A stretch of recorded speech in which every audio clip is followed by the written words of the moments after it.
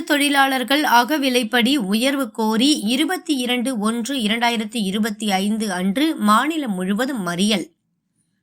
போக்குவரத்து தொழிலாளர்கள் தங்கள் கோரிக்கைகளை நிறைவேற்ற கோரி சென்னை பிராட்வே பேருந்து நிலையத்தில் தமிழ்நாடு அரசு போக்குவரத்து ஊழியர் சம்மேளன பொதுச் செயலாளர் கே. ஆறுமுக நயனார் தலைமையில் மறியல் நடைபெற்றது.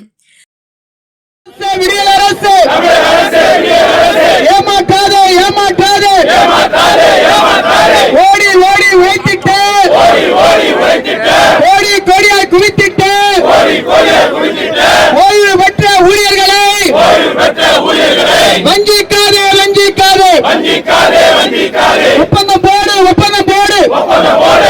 தமிழக அரசு ஸ்டாலின் அரசு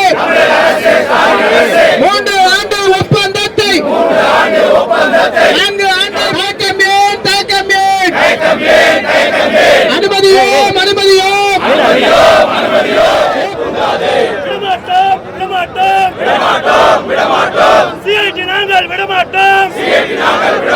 இதுதான் உண்டன் விடியல் அரசா.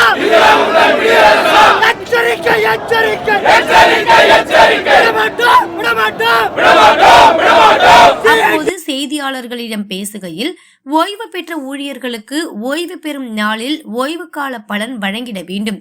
10 வருடங்களாக வழங்கப்படாமல் உள்ள ஓய்வூதியருக்கான அகவிலைப்படி உயர்வு, மருத்துவ காப்பீடு வழங்கிட வேண்டும். போக்குவரத்து கழகங்களின் வரவுக்கும் செலவுக்குமான வித்தியாச தொகையினை வழங்க வேண்டும். தேர்தல் வாக்குறுதிப்படி பழைய ஓய்வூதிய திட்டத்தை அமுல்படுத்த வேண்டும்.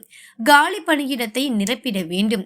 ஊதிய ஒப்பந்தத்தை பேசி முடிக்க வேண்டும் என்று வலியுறுத்தி தமிழகம் முழுவதும் 24 மையங்களில் போக்குவரத்து ஊழியர்கள் சிறை நிரப்பும் போராட்டம் நடத்துவதாக கூறினர்.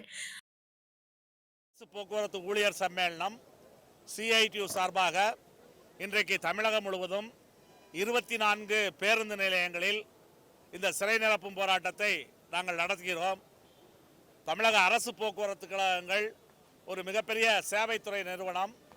தினமும் 2 கோடி பேர் இந்த போக்குவரத்து கழகங்களிலே பணிபுரிகின்றனர். ஒரு 10,000க்கு மேற்பட்ட வழித்தடங்களில் இது நஷ்டம் வரும் என்று தெரிந்தே போக்குவரத்து கழகங்கள் பேருந்துகளை இயக்குகின்றன. முழுக்க சேவை நோக்கம்தான். இப்போ இந்த சேவை நோக்கத்தோடு போக்குவரத்து கழகங்கள் பேருந்துகளை இயக்குவதால் அதனால் ஏற்படக்கூடிய இழப்பை அரசாங்கம் போக்குவரத்து கழகங்களுக்கு வழங்குவதில்லை. கடந்த 10 ஆண்டுகளாக போக்குவரத்து கழகங்களுக்கு அரசு வழங்காத தொகை 45,000 கோடி. இந்த 45,000 கோடியில் ஒரு 30,000 கோடி கடன் வாங்கியிருக்கிறாங்க. ஒரு 15,000 கோடி தொழிலாளர்களுடைய பணத்தை எடுத்து செலவு செய்து விட்டார்கள். தொழிலாளர்களுடைய PF கிராஜுட்டி என்று 45,000 கோடி 100 ரூபாய் தினமும் வசூலானால் 13 ரூபாய் நாங்கள் வட்டிக்காகவே கட்டுகிறோம்.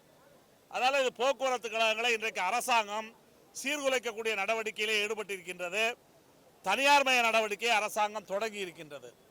குறிப்பாக 2017ஆம் ஆண்டு 22,500 பேருந்துகள் இயங்கிக் கொண்டிருந்தன. இப்பொழுது ஓடக்கூடிய பேருந்துகளுடைய எண்ணிக்கை 18,500. வருடத்திற்கு 10% பேருந்துகளை கூட்டுவதற்கு பதிலாக இன்றைக்கு 4,000 பேருந்துகள் கடந்த 4 ஆண்டுகள் 5 ஆண்டுகளிலே குறைக்கப்பட்டிருக்கிறது. மறுபுறத்திலே தனியாருக்கு கான்ட்ராக்ட் விடுகிறார்கள். 30,000 காலி பணியிடங்கள் இருக்கின்றது. இப்போ அரசாங்கம் போக்குவரத்து கழகங்களை தனியார் மயப்படுத்தும் மறைமுக நடவடிக்கையிலே ஈடுபட்டுள்ளது. மறுபுறத்திலே எங்களது பணத்தை எடுத்து செலவு செய்ததால் இங்கே ஓய்வு பெற்ற ஊழியர்களுக்கான பணப்பலன் கொடுக்கவில்லை.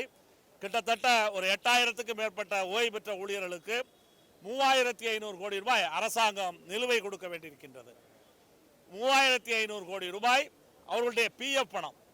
கிட்டத்தட்ட 1.5 ஆண்டு காலமாக அவர்களுக்கு எந்த விதமான பணப்பலனையும் கொடுக்கவில்லை. 9 ஆண்டுகளுக்கு மேலாக ஓய்வு பெற்ற ஊழியர்களுக்கு அகவிலைப்படி மறுக்கப்பட்டுள்ளது.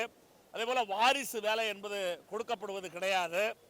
எங்களுடைய ஊதிய ஒப்பந்த பேச்சுவார்த்தை முடிந்து ஊதிய ஒப்பந்த பேச்சுவார்த்தையையும் அரசாங்கம் துவக்கவில்லை.